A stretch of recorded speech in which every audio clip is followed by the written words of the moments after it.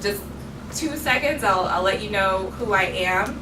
I was actually raised Episcopalian, went to church on Sunday for my entire childhood, and about 18 years old, I went through a conversion and, gave my life over to the Most High, and shortly thereafter learned about the Sabbath and the fact that I hadn't been observing that, and started doing a study on the commandments and came at least to that conclusion, oh, I have to keep the Sabbath.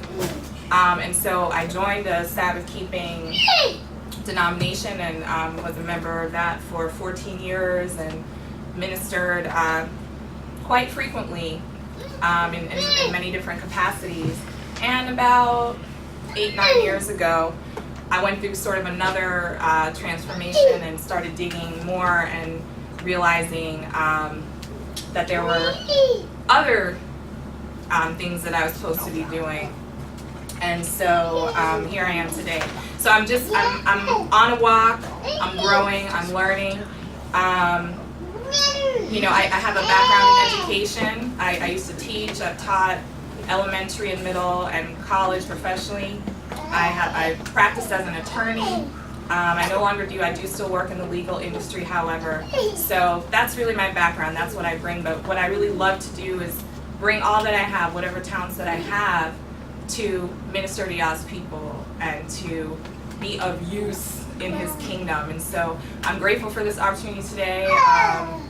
We'll pray in a moment because you will see I am a little nervous sometimes, but I know He brought this together because this doesn't even make sense. Like, y'all don't know me, I don't know you. I know some of the people here, so obviously there's something that He's trying to do, and there's something for everyone here to learn about, and so I'm grateful for every single person here.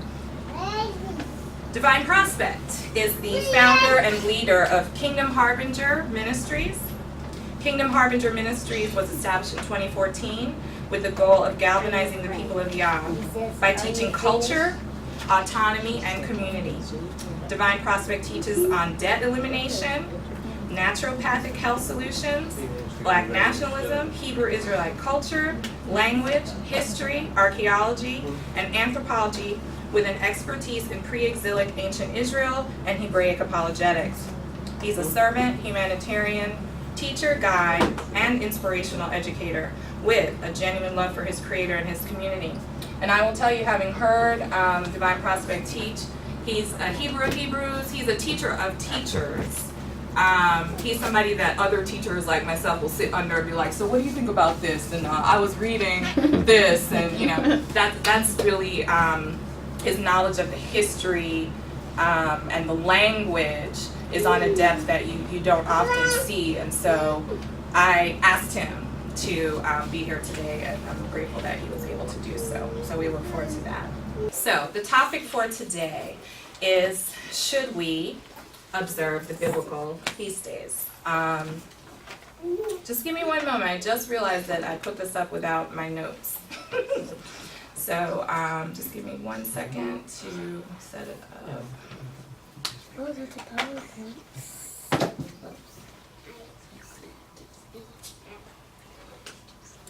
I think that's how I do it.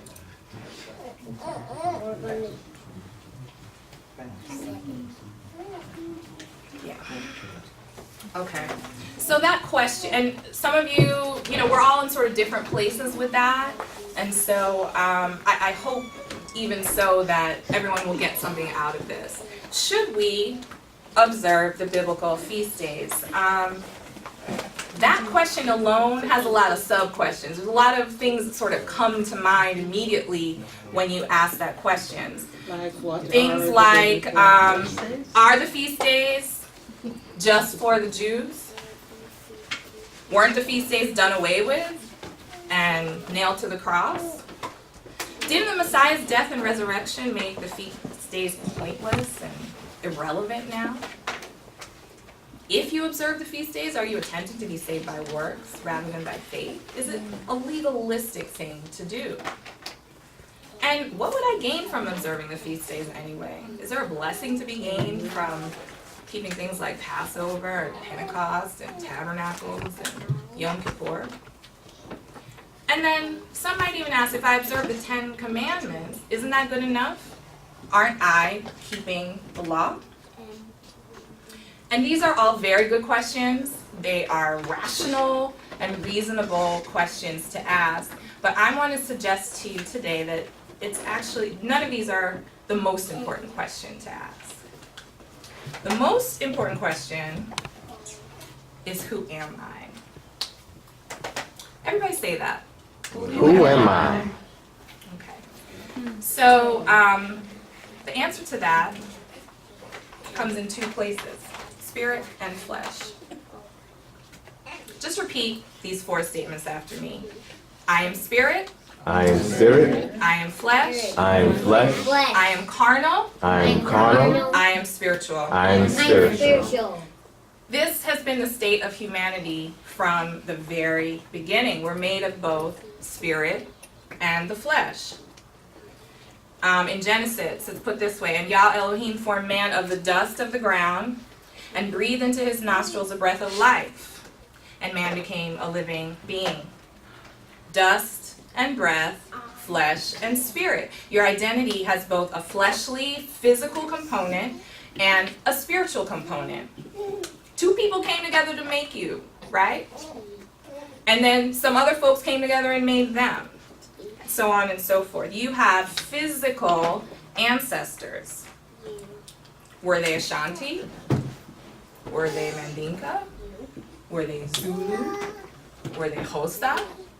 Going even further back, were they Canaanite? Kemetic? Nubian? Who are you in the flesh? That's question number 1. Question number 2, who are you in the spirit? Who are you called to be? And what is your spiritual purpose? The psalmist puts it this way, for you formed my inward parts, you covered me in my mother's womb. My frame was not hidden from you when I was made in secret and skillfully wrought in the lowest parts of the earth. Your eyes saw my substance being yet unformed, and in your book were they written, the days fashioned for me, when as yet there were none of them.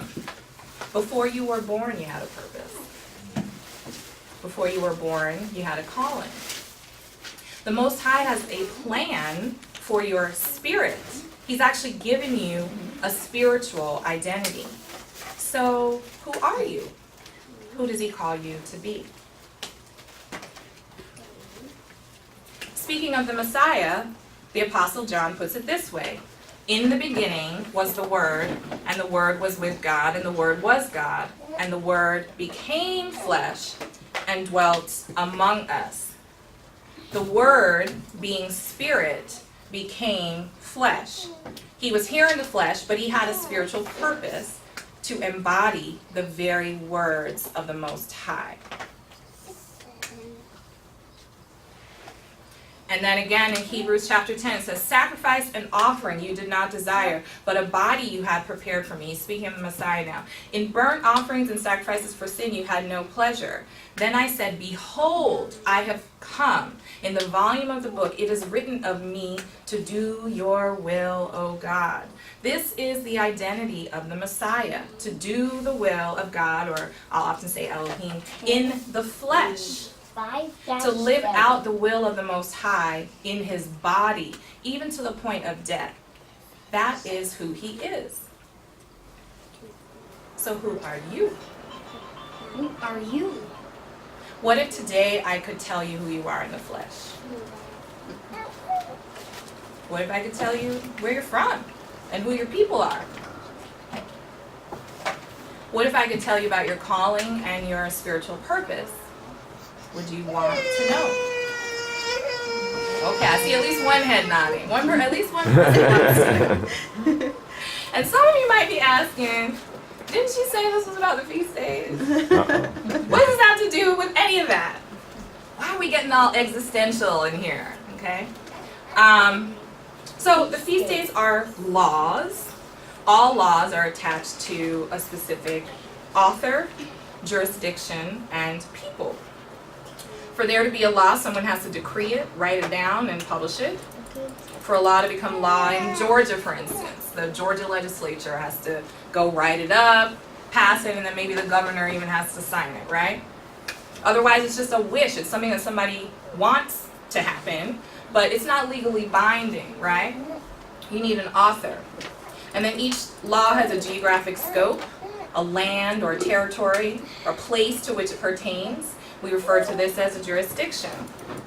For instance, the laws of the state of Mississippi don't apply in Georgia, right? They just apply in that territory. They're outside the jurisdiction of Georgia. And each law also pertains to a certain group of people. For instance, if someone breaks the law of the United States and then escapes down to the country of Jamaica, we're from Jamaica originally, the U.S. will actually have to send down government official, or send somebody down and ask the government official of Jamaica to send that person back to the United States. Because Jamaica cannot prosecute a U.S. citizen for breaking U.S. laws, right? The laws of the United States apply to the citizens of the United States, right? Laws apply to certain people. So in order to answer that question, should we keep the feast days, we must identify the author, the jurisdiction, and the people to which these laws pertain.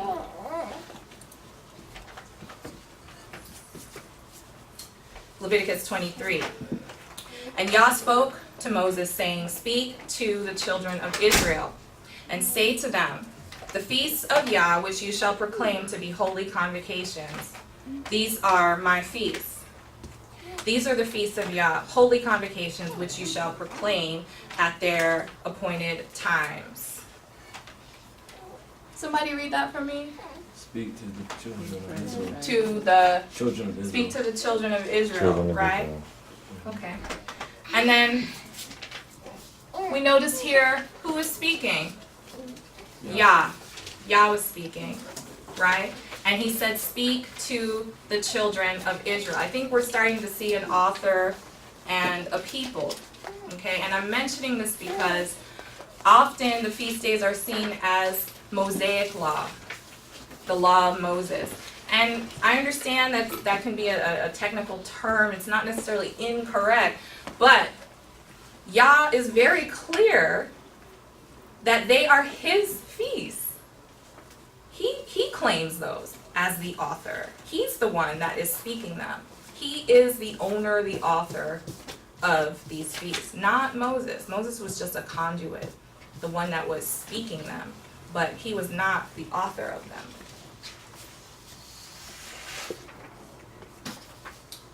So it says clearly there that it was for the children of Israel.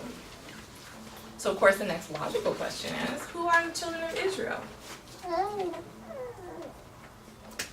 In fact, today the question would be, who are the children of Israel in the flesh? Us? Is that a question? It's a trick question. We'll see. Mm-mm. We'll see. All right, I'm going to skip this one. Let's talk first about who are the children of Israel in the spirit. Let me say this first. Going back. We know the children of Israel are descendants of Abraham, Isaac, and Jacob, correct? In order to identify the literal bloodline relatives of those three individuals, we would need their bodies.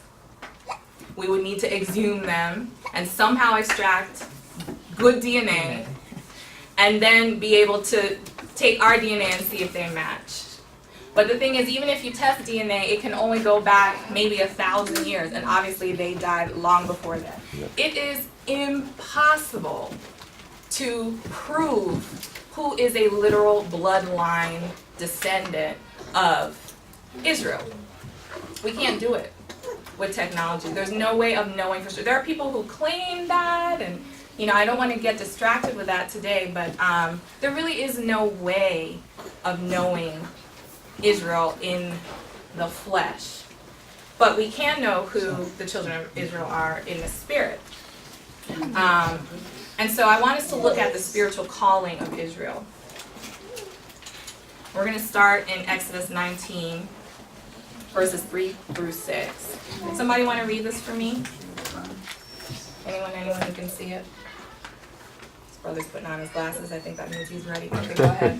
And Moses went up to Elohim, and Yah called to him from the mountain, saying, Thus shall say to the house of Jacob, and tell the children of Israel, You have seen what I did to the Egyptians, and how I bore you on eagle's wings and brought you to myself. Now, therefore, if you will indeed obey my voice and keep my covenant, then you shall be a special treasure to me above all people, for all the earth is mine, and you shall be to me a kingdom of priests and a holy nation. These are the words which you shall speak to the children of Israel. So Israel was called to be a kingdom of priests and a holy nation. They were to be a light to the world. They were a chosen people, chosen to be a royal nation, a holy people that should show forth the praise of him who called them out of darkness and into his marvelous light. We sang about that earlier. And as we're going to see in a moment, they accepted this role willingly and knowingly. This was not a calling that was hoisted upon them. They agreed to this calling willingly and knowingly. In Exodus 20, we see very clearly that Israel enters into a covenant with the Most High, meaning they entered into an agreement with him to be this nation, this chosen people, this royal priesthood, etc. So I'm going to read verses 1 through 3. And Elohim spoke all these words, saying, I am Yah, your Elohim, who brought you out of the land of Egypt, out of the house of bondage. You shall have no other gods before me. So I just wanted you to see it. There's a lot of scripture in here, so sometimes I'm just going to show snippets. But I want you to see Yah starting to lay out this covenant and in Exodus chapter 20. And he begins with the 10 Commandments. And he's speaking. He is actually speaking out loud to the Israelites. And they can hear his voice. He's not using a mediator at this point, right? I am Yah, your Elohim, who brought you out of the land of Egypt, out of the house of bondage. You shall have no other gods before me, etc., etc. And it goes on, and he goes through all the 10 Commandments: the Sabbath, murder, adultery, theft, bearing false witness, all of that. Now what I want you to see, okay? And I didn't know this before a few years ago, or several years ago. I didn't know this. Verse 18. Now, all the people witnessed the thunderings, the lightning flashes, the sound of the trumpet, and the mountain smoking. And when the people saw it, they trembled and stood afar off. Then they said to Moses, You speak with us, and we will hear. But let not Elohim speak with us, lest we die. And Moses said to the people, Do not fear, for Elohim has come to test you, and that his fear may be before you, so that you may not sin. So the people stood afar off, but Moses drew near the thick darkness where Elohim was. And then what happens in verse 22? Then Yah said to Moses, Thus you shall say to the children of Israel. Does anybody notice what happened there? Can anybody explain to me what happened in those few verses? Just real quick. What happened? The children of Israel got scared, so they needed a mediator, and Moses took that position. Right. Yah fully intended to read out the covenant from beginning to end. He wasn't stopping at the 10 Commandments. Yep. He had every intention of reading the entire thing, but they didn't want to hear it from him. It was just too scary to hear it directly from him. So they asked Moses to do the talking for Yah. And so Yah goes on, and he reads out the entire covenant. And I'm just going to quickly, we're not going to go through the whole thing, because it goes on literally for several chapters. But he starts talking about, laws that pertain to property, laws that pertain to, relations. We have kids, but you know what I'm trying to say. Laws that pertain to businesses. He mentions the feast days in there. But he lays forth all of his statutes, all of his commandments, all of his judgments, but it's coming now through Moses. But in the entire time, he says, speak unto the children of Israel, saying. So Moses is acting as a mediator, but the words are coming from Yah. Again, laws about violence. He's just going through, it's almost as though he's laying out a constitution for the nation of Israel. He's laying out his covenant, right? Laws pertaining to assault, murder, relations, business transactions, criminal justice, social welfare, taking care of the widows and the orphans, property laws, annual feast days, among other matters. That is what he talks about in Exodus 21 to 23, and you can go back and look at that later on. Now in Exodus 24, that is where we see Israel officially entering into this covenant. Starting in verse 3, it says, So Moses came and told the people all the words of Yah, and all the judgments. And all the people answered with one voice and said, All the words which Yah has said, we will do. And Moses wrote all the words of Yah. They said, we will do. When you get married, what do you say? I do. Right? And that's essentially what they said. It was almost like they're entering into a marriage covenant.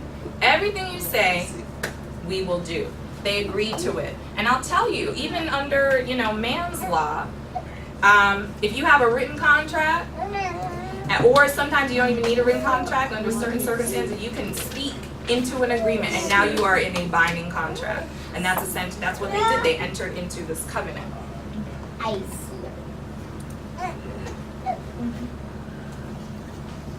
Moving on, verse 7 of Exodus 24. Then he took the book of the covenant and read in the hearing of the people, and they said, All that Yah has said we will do, and be obedient. And Moses took blood, sprinkled it on the people, and said, This is the blood of the covenant which Yah has made with you, according to all these words.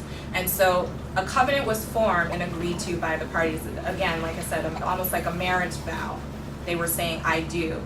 I agree to be obedient to the covenant that Yah set forth.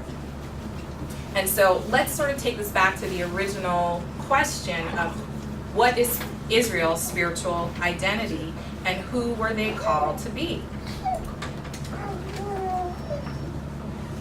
We read this earlier.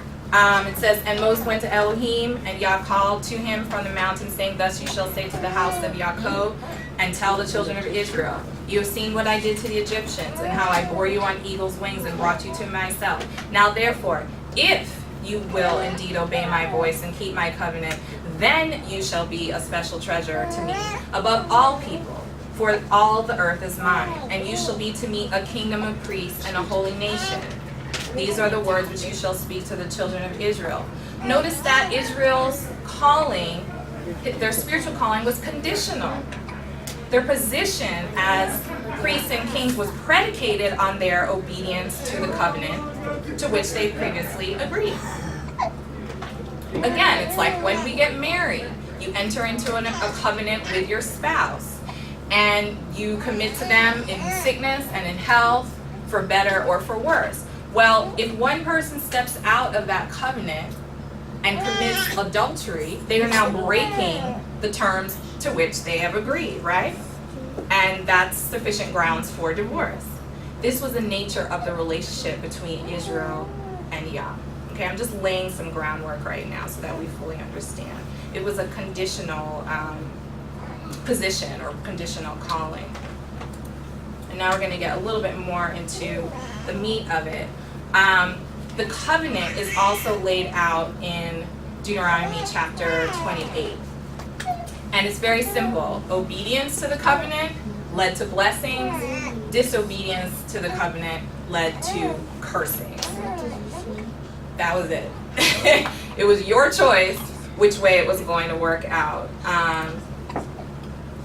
And so I'm going to jump out of this again. And, sorry. I don't know why it doesn't go to the one that I'm on. Well, in the interest of time, let me just say this quickly.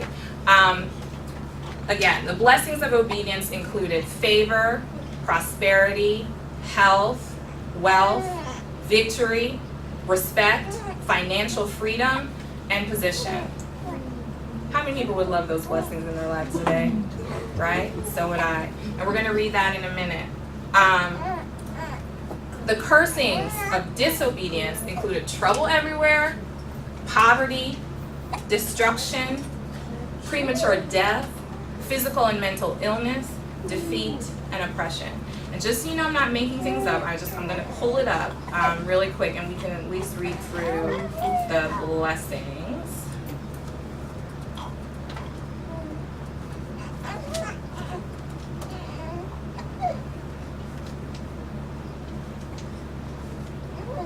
You want to read for me again?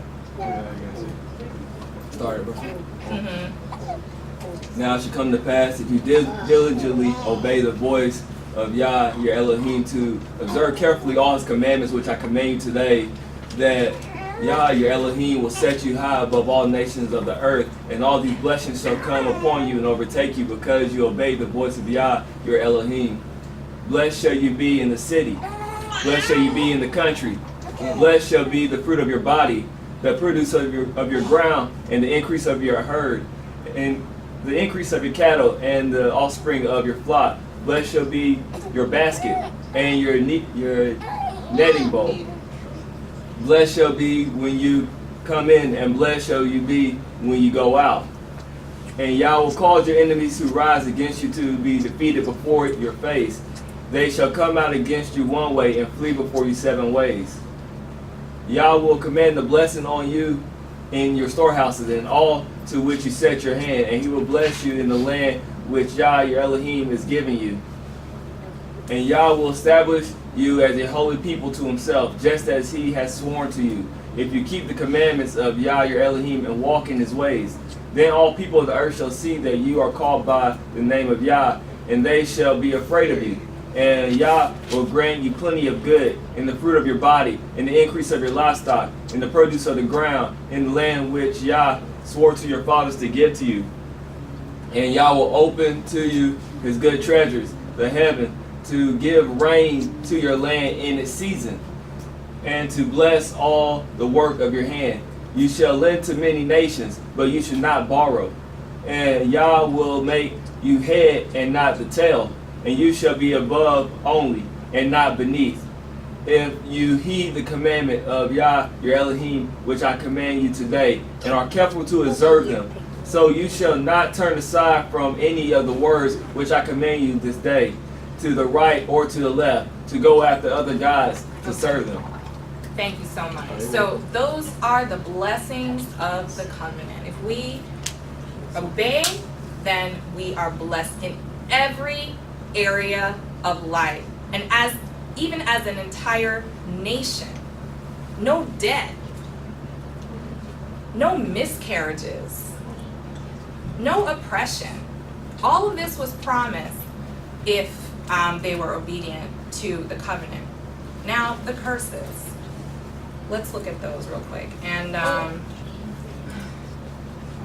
what I'm going to do here, I've done this type of teaching before, and so I'm just going to show you a snippet because I can't find the original slides, and they have really good pictures. So you're literally going to be listening to me. I know that's a little weird, but I just want you to listen to this snippet. Other cursings of disobedience. This is what Yah said to Israel. If you do not obey, your wives are going to be raped.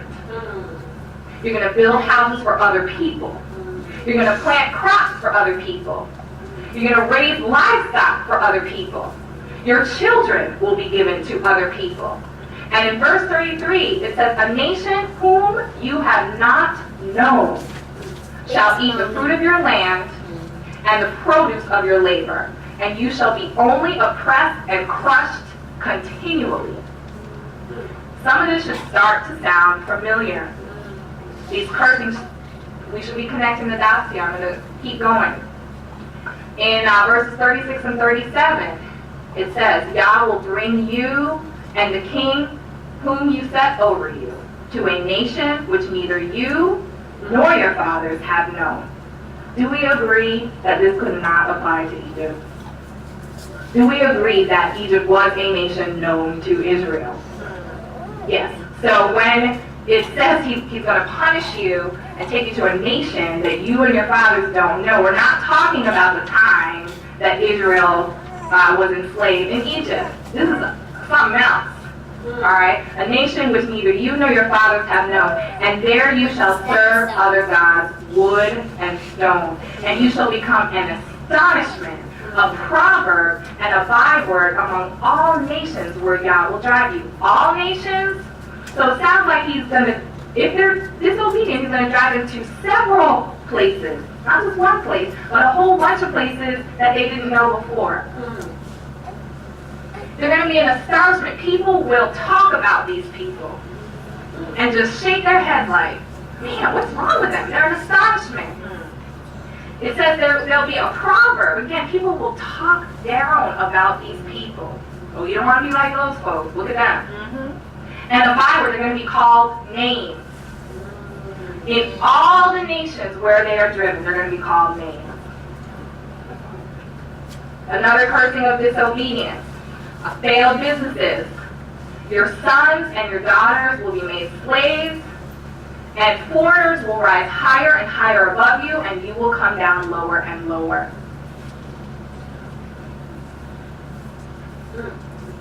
Verses 45 and 46. Whew, sorry.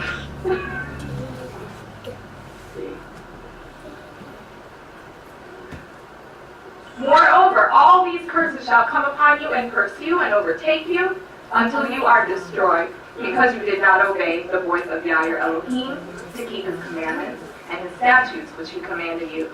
And they shall be upon you for a sign and a wonder, and upon your descendants forever. Verse 48, therefore you shall serve your enemies, whom Yah will send against you in hunger, in thirst, in nakedness, and in need of everything. This picture is hard to see from where you are, but it says world's richest standard of living. And look at all those folks lined up just to get some food. It hasn't changed all that much, though. I mean, I know we think we're doing better, but just look at Georgia and the amount of unemployment among a certain group of people, dependent on the state, just as they were during the Depression.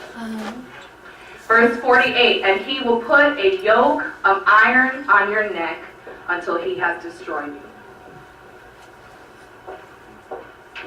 Verse 49, Yah will bring a nation against you from afar. Again, this could not be Egypt. We saw Egypt's right next to Israel. He will bring a nation against you from afar, from the end of the earth, as the eagle flies, a nation whose language you will not understand, a nation of fierce countenance, which does not respect the elderly, nor show favor to the young. So those online were displaying a picture of a young woman who is hanging by her neck from a tree. She's obviously been lynched. This nation will be of fierce countenance. Fierce. And it says there, it says in your version of the Bible, probably says as swift as the eagle. That's added. You can see it's italicized. Eagle. What is that a symbol of? I looked it up. Eagle was a symbol of Rome, of Germany. It's a current symbol of the United States of America. It is even a sign used in the insignia for the Scottish Rite 33-degree maces. All those align themselves with the eagle. And all of them qualify as nations from the end of the earth. As for Germany, in 1880 something, I can't remember if it was 1881 or 1885, Germany convened a conference in Berlin where all the European nations got together and said, you can have that portion of Africa, France, you can have that portion of Africa, Germany. You can have that portion, Italy, and you can have that portion, Holland. And they all, they literally carved up the nation. Again, a nation far from the ends of the earth, he will send against you, of fierce countenance. Verse 63, and you shall be plucked from off the land which you go to possess. If Israel didn't obey, they were going to be taken out of their land. All right, verse 64, then Yah will scatter you among all peoples, from one end of the earth to the other, and there you shall serve other gods, which neither you nor your fathers have known, wood and stone. They're taken, Israel, true Israel, is taken out of its land and scattered throughout the earth and driven into idolatry. Verse 65, and among those nations you shall find no rest, nor shall the sole of your foot have a resting place, but there Yah will give you a trembling heart, failing eyes, and anguish of soul. It's sad that it's so easy to find these pictures on the internet. It's easy. They're from different parts of the world, by the way. Not even the same country, but the same condition. Verse 68, and Yah will take you back to Egypt in ships, by the way of which I said to you, you shall never see it again, and there you shall be offered for sale to your enemies as male and female slaves, but no one will buy you. Folks, Egypt, where it says back to Egypt in ships, Egypt is a condition of slavery, because that was where the nation of Israel was first enslaved. So it's not necessarily, when you read that, it's not necessarily the country of Egypt. It's the condition of servitude and oppression that they experienced. That I'm going to bring you back to Egypt, the condition of slavery on ships. There you see a picture of black slaves being taken over to the so-called New World. And it said, no one will buy you. They didn't always pay money. In fact, a lot of times, you know what they gave? Alcohol, guns, some cloth, tobacco. That's what we were exchanged for, not money. Because let me tell you, what's happening, they didn't need money, they had lots of gold. So we were exchanged for goods. I'm going to show you several pictures of back to Egypt in ships. Back to Egypt in ships.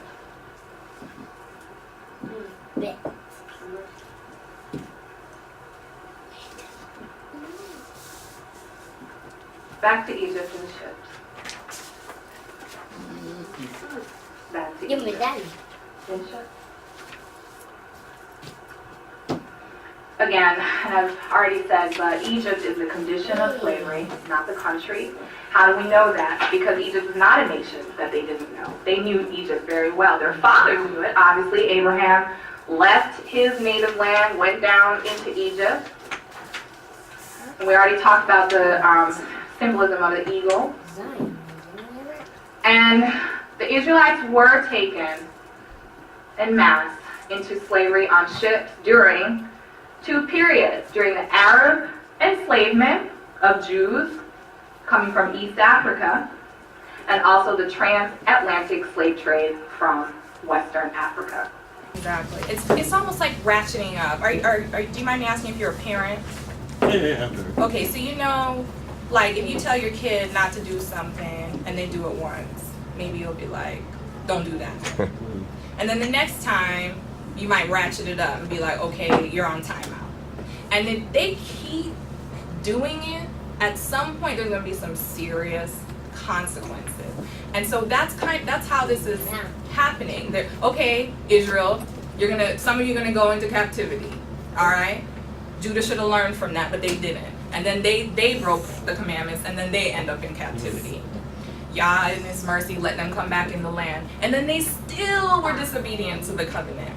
So now they had to go under the Greek rule. Then they had to go under the Roman rule. And then it was like, okay, I'm kicking you out. The temple was destroyed. They were kicked out. And where would they logically go? Israel is on the same tectonic plate as Africa. And you can see throughout the Bible that Israelites were always going into Africa. And we have historical evidence, and I'm not delving into that today, but there are book after book and story after story of Israelite populations in various parts of Africa, including West Africa. All through, from 70 AD on up until even the 15 and the 1600s, people who had Hebrew names wore Hebrew garb, kept some measure of the law, whether it was a Sabbath or feast days, and claimed to have lineage back to the original Israelites. And so we're finding that in the history now. And I'm skipping around a little bit, but I just wanted to share some things with you, because look, most of us in here, we're doing all right. We're doing okay. You know, we have a job, maybe a nice house. You know, it's not like somebody is knocking on my door and beating me. You know, it's like, I'm okay. So maybe I don't feel all that connected to the cursing. I don't feel cursed. But I just wanted to share a few things in case there's any doubt. Life expectancy. This is in America, all right? Tamika, can you blow it up? Oh, can I blow it? Yeah, so we can see it. That might be helpful if y'all could actually see it. Oh, Sorry. there. Can you see it now? Yep, that's it. You can go back from 1900 all the way up to 2005, and black people consistently have a lower life expectancy than anybody else in the United States of America. Okay? We're happy after. Hold on, I missed one. We are 40% more likely to die from a stroke, 30% more likely to die of heart disease, 2.1 times more likely to die from asthma, 40% more likely to die of breast cancer, 60% more likely to be diabetic, 2 times more likely to die of both prostate cancer and cervical cancer, and we are 9 times more likely to be diagnosed with HIV. Mental health. 13.2% of the U.S. population identifies as black or African American. Of those, over 16% had a diagnosable mental illness in the past year. That is over 6.8 million people. More people than the population of Chicago, Houston, and Philadelphia combined. That's how many of us are suffering from a mental curse. $1 circulates in the black community for a grand total of 6 hours. That means we get it, and within 6 hours it is outside of our community. That's crazy. We hold very little wealth in this country. We possess only 5% of the United States wealth. What percentage are we in population? 13.2%, somewhere between 12 and 13%. But yet we only hold 5% of the wealth. I may be doing all right with my degrees for now. But as a whole, how are we doing as a people? If black consumers spend an additional 10% with black-owned businesses, 1 million jobs would be created. But here's the thing. We don't even like spending money with our own folks. We don't even think that, you know, black business owners are worthy of our money. So we think that. Imagine how everybody else thinks. Okay, we have a school to prison pipeline, well documented, okay? Minor infractions. For minor infractions, sometimes not even a fight or anything, our kids are being shuttled off into prison. And lest you think it's only the people who were enslaved here in America, let me share this with you. And I'm just going to start here and work my way around in a counterclockwise direction. Here's a Black Lives Matter protest in Paris. There was a Black Lives Matter protest in Israel, in London. The one on the bottom left is black people in Brazil begging the police to stop killing them. Black men were disappearing and just not showing up. They didn't know what happened to them. They were being killed in the streets, killed in custody. This was in 2015. They had this big protest. And the woman down here is actually in Australia, trying to fight for Aboriginal rights. And the same thing was happening over there. They were holding Aboriginal men in custody, and they were ending up dead in custody. So a lot of times we get very sort of closed off and think it's only in America that we're being treated this way. No.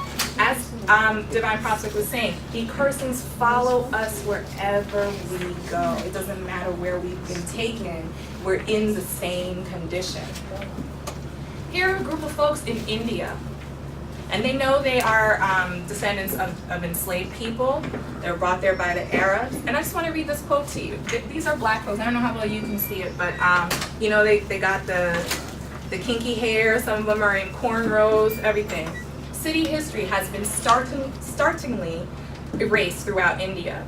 Today, stymied by government indifference and ridicule at the hands of fellow citizens, cities lead marginalized lives while aspiring for a fighting chance at better prospects. Largely working as farmers and manual laborers, cities lack sustainable work opportunities.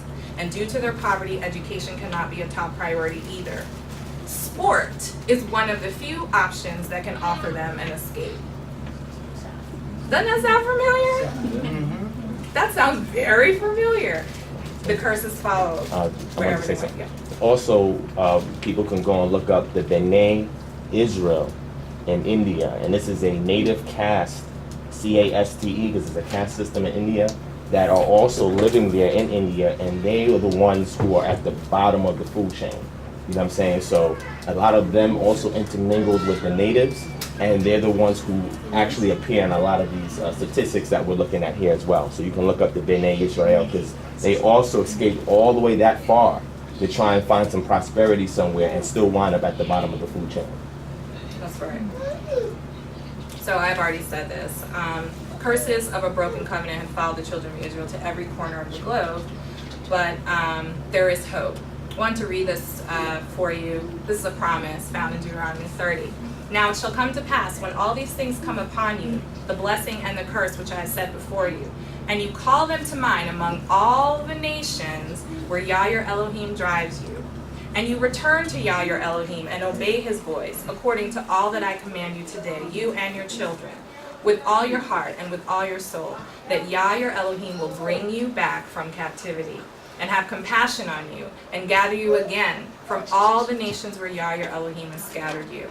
If any of you are driven out to the farthest parts under heaven, from there Yah your Elohim will gather you, and from there he will bring you. Then Yah your Elohim will bring you to the land which your fathers possessed, and you shall possess it. He will prosper you and multiply you more than your fathers. And Yah your Elohim will circumcise your heart and the heart of your descendants to love Yah your Elohim with all your heart and with all your soul, that you may live. Also, Yah your Elohim will put all these curses on your enemies and on those who hate you, who persecuted you. And you will again obey the voice of Yah and do all his commandments, which I command you today. Yah your Elohim will make you abound in all the work of your hand, in the fruit of your body, in the increase of your livestock, and in the produce of your land for good. For Yah will again rejoice over you for good, as he rejoiced over your fathers, if you obey the voice of Yah your Elohim to keep his commandments and his statutes, which are written in the book of the law, and if you turn to Yah your Elohim with all your heart and with all your soul. So, should we be observing the biblical feast days? I would say if your ancestors came over to this land on a slave ship, if you're a member of a marginalized ethnic group that continues to suffer widespread oppression and discrimination, if your people are behind all other races in virtually every social or economic indicator, congratulations, you are a child of Israel. And those feast days are part of your spiritual heritage. Observing them is a part of your divine calling. Keeping them will help you to reclaim a piece of your God-given identity that was taken from your ancestors when they arrived on these foreign and hostile shores. Keeping them will also bestow upon you the blessings that are rightfully yours. If you feel any sort of resistance rising up right now or any doubt, let me suggest that it's not because of anything that's in the Bible, but it's because of what you've been taught and the traditions that have been handed down by man.